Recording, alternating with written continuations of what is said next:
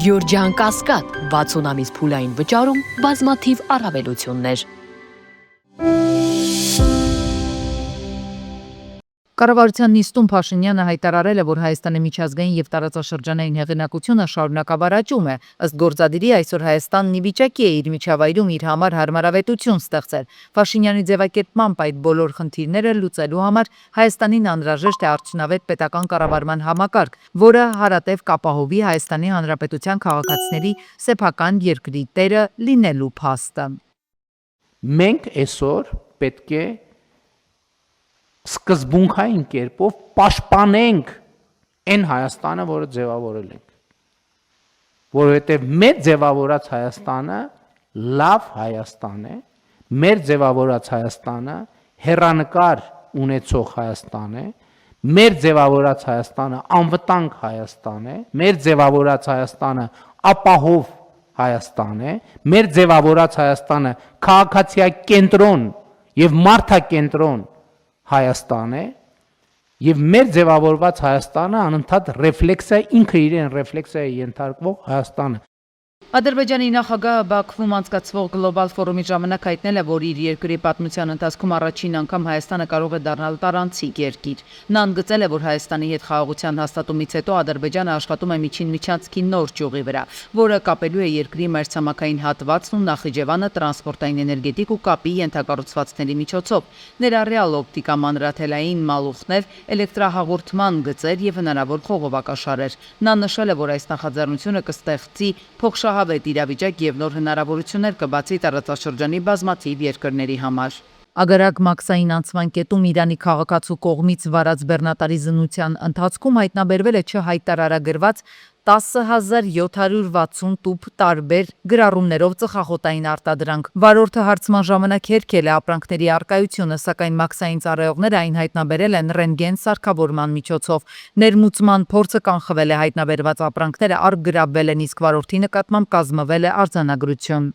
Կառավարությունը շրջանառության մեջ է դրել նախագիծ, ըստ որի բժշկական կենտրոնների տնօրենների համար բժշկական կրթություն ունենալը պարտադիր չի լինելու։ Առողջապահության նախարարությունը հիմնավորում է դա ներկայացնելով միջազգային փորձը, ըստ որի բժշկական կենտրոնների կառավարման ֆինանսական հատվածը եւ բուժական հատվածը պետք է որոշակիորեն տարանջատվեն։ Առողջապահության ոլորտի փորձագետների դիտարկմամբ, եթե այս փոփոխությունը կյանքի կոչվի, բնակիչները բժշկական հաստատություն դիմողները կբախվեն խնդիրների հետ։ Մարզերի կադրային արտահոս կլինի, բացի այդ, նոր օրենքով բժշկական կազմակերպություններում գործադիր մարմնի պաշտոն զբաղեցնող անձը չի կարող կատարել վճարովի եւ անվճար աշխատանք։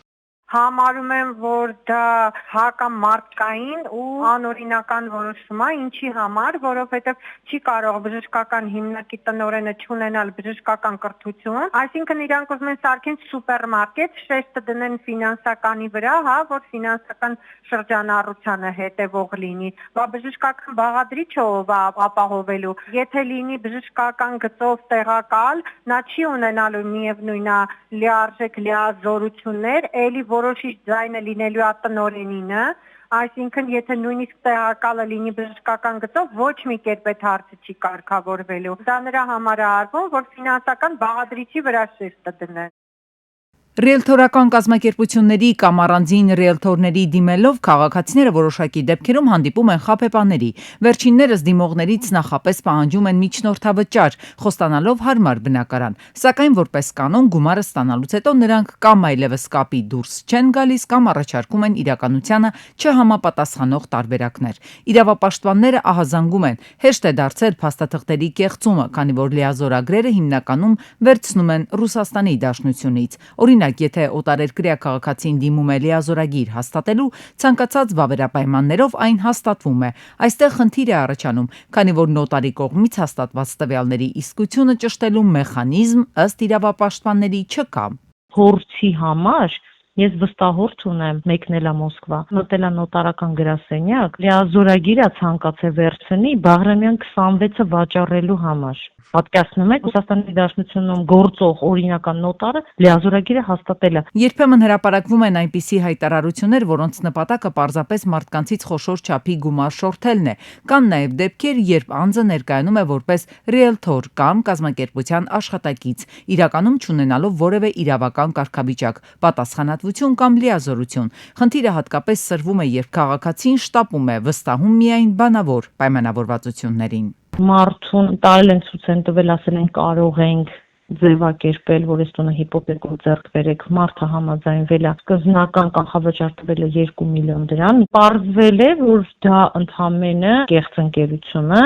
սեփականատիրոջից վարձակալությունով վերցրել է, տրամադրել է իրան։ Դե բնականաբար նոտարական գրասենյակում իրանք չեն հանդիպելու։ Մի քանի զանգերից հետո այդ համարները անհասանելի են դառնալու։ Եկող տարվանից ուժի մեջ է մտնելու ռիելթորական գործունեության մասին օրենքը, ըստ որի էլ կարգավորվելու են ռիելթորական գործունեությանն առնչվող հարաբերությունները։ Նախատեսվող փոփոխություններով որակավորման քննություններ են անցկացվելու, որի արդյունքներով էլ մասնագետները ստանալու են որակավորման վկայականներ։ Իրավապաշտպանների դիտարկմամբ դա կարող է որոշակի զգաստացնող ազդեցություն ունենալ։ Մի փոքր զսպողական կլինի կսահմանափակվի, որ ամեն մեկը չկարողանա զբաղվի ռիելթորական գործունեությամբ։ Ինձ թվում է պետք է անհատական վաճառքները ամբողջությամբ դուրս գա, հստակ լիցենզավորված հիմնարկներ աշխատեն։ Խաբեության զոհ դարձածների թվում է նաև Ռուսաստանի Դաշնությունից ժամանած մի երիտասարդ, ով այստեղ կապի մեջ մտնելով մի տղայի հետ խաբվել է։ Կեղծարարը ասել է, որ փնտրում է մեկին, ում հետ կկիսի տան ազատ սենյակը վարձը կիսելու պայմանով։ Սա այն դեպքն է, երբ զեղծարարը զոհին ցույց է տվել բնակարանը, վերցրել է վարձավճարը եւ անհետացել։ Ես հասկանում եմ, որ ես դարձել եմ խարդախության զոհ, ու մենք բոլոր հնարավոր ուժերով մենք փորձում ենք իրան գտնել, բայց ինքը ոչ մեկի հետ կապի դուրս չի գալիս։ Ես դիմում եմ ոստիկանություն եւ անցնում է մի ամիս այդ բնակարանի ապրող աղջկա շնորհիվ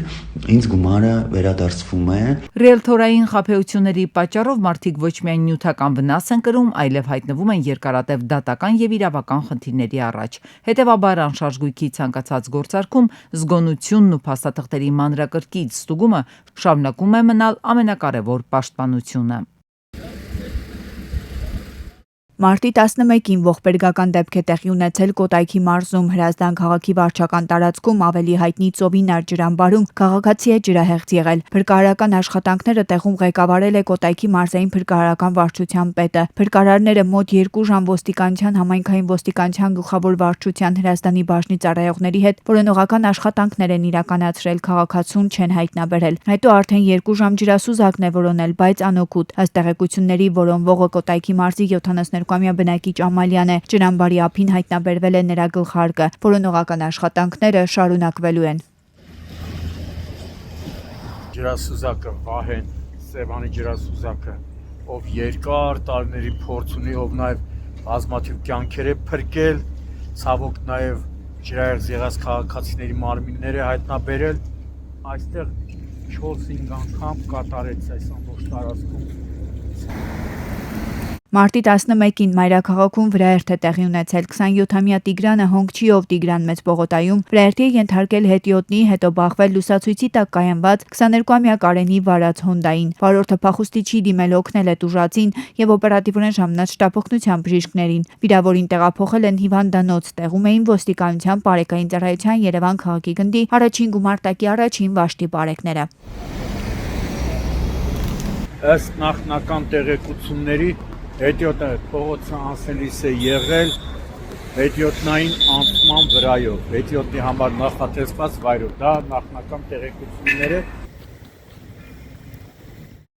Մարտի 11-ին արտակարգ դեպք է տեղի ունեցել Վանաձոր քաղաքում Թումանյան փողոցում Շաքման ավտոաշտարակը բախվել է գազատար խողովակներին, դրանք վնասել ու ընկել ջիպի եւ Նիսանի վրա։ Խողովակների վնասման հետևանքով գազի արտահոսք էր սկսվել եւ Վանաձոր քաղաքի մեծ թվով հասցեներ գազազրկվել էին։ Օպերատիվորեն ժամանած Գազպրոմ Արմենիա Տրանսգազ ընկերությունների Լոռու մասնաճյուղի ծառայողները Վանաձորի տեղամասի պետի գլխավորությամբ դադարեցրել են գազի արտահոսքը, կարճ ժամանակում վերականգնել գազամատակարարումը։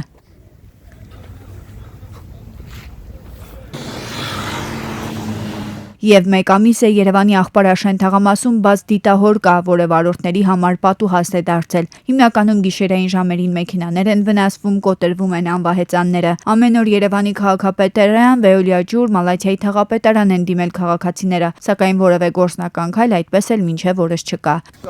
Այս մահճակալի երկաթե հատվածը տեղադրել են պարեկները Երևանի գնդի եւ այդ մահճակալի երկաթե հատվածի վրա անցկացրել են ոստիկանության այդ պոլիսի ուսային փարոսիկներով ժապավենը, բայց դա հարցի լուծում չի։ Են տեղ չմնացել զանգել, 1000 հոգի ազան։ Նույն պատասխանը, երբ որ կարիքն կնեն, որ կանք մաքրեն, Քանատել մեքենա է վնասվել։ փորձած 5-ը դες նախ իմ աշկի դեն նախապե։ Պարեր, չելենջներ, կարճ հոլովակներ ու տիկտոկյան ուղիղ եթերներ։ Դպրոցականների առօրյան այսօր դժվար է պատկերացնել առանց սոցիալական ցանցերի, սակայն հաճախ այդ ակտիվությունը տեղափոխվում է նաև դասարաններ։ Դեռահասներից շատերը դասերի ընթացքում նկարահանում են տեսանյութեր, մասնակցում տարբեր թրենդների կամ պարզապես ակտիվ են տիկտոկյան հարթակներում։ Մասնագետները զգուշացնում են, տեսանելի հոլովակների հետևում երբեմն թաքնված են նաև լուրջ վտանգներ։ Խոսքը վերաբերում է հատկապես կիբերբուլինգին, անծանոթ մարդկանց ստացվող հաղորդագրություններին եւ անձնական տվյալների հնարավոր արտահոսքին։ Այս խնդիրների համատեքստում Կրթության, գիտության, մշակույթի եւ սպորտի նախարարությունում քննարկվում է եւ մասնավոր եւ պետական դպրոցներում մինչեւ 16 տարեկանների համար սոցիալական ցանցերի օգտագործման սահմանափակումների հնարավորությունը։ Պետք է նրանց պաշտպանվածությունը ապահովենք։ Կրթության ոլորտի մասնագետների գնահատմամբ առավել վտանգված են հատկապես փոքր տարիքի դեռահասները։ Բոլոր օպերացիոն համակարգերը տարածված հեռախոսային, Android-ը, iPhone-ը, ինչպես նաև Windows օրինակ համակարգիչները շատ լավ, ես նույնիսկ ասեի գերազանց տնօրական վերահսկողության համակարգեր են, որ տնօրը կարող է ինքը իր երեխայի հետ կապված ամբողջությամբ ինֆորմացիան ունենա, վերահսկի։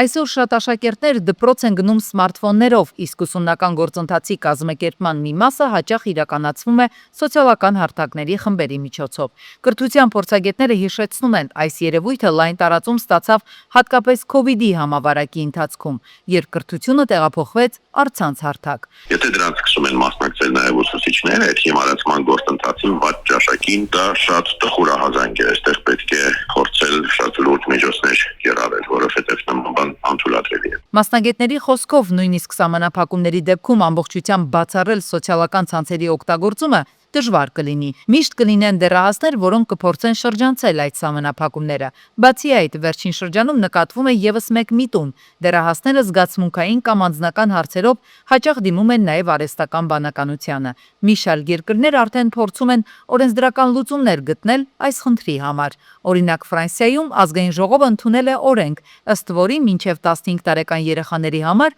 սոցիալական ցանցերի գործածումը սահմանափակվում է պարտադիր տարիքային վավերացմամբ։ Անգլիական կենտրոնական բանկը ծրագրում է, որ ֆունտ ստերլինգ թղթադրամի վրա պատկերել բրիտանական վայրի բնության կենդանիներին, փոխարինելով պատմական դեմքերին, որոնց թվում են Չերչիլը եւ Ջեյն Օսթինը։ Որոշումն ընդունվել է հանրային հարցման արդյունքներով։ Որոշ քաղաքական գործիչներ քննադատում են ազգային խորհրդանիշների հեռացումը, սակայն բանկը նշում է, որ փորձում է ընտրել այնպիսի պատկերներ, որոնք կներկայացնեն Մեծ Բրիտանիան եւ չեն բաժանի հասարակությանը։ Ըստ լրատվամիջոցների Չերչիլի փոխարեն թղթադրամի վրա կարող են հայտնվել կենդանիներ, օրինակ ոզնիներ եւ գորշուկներ։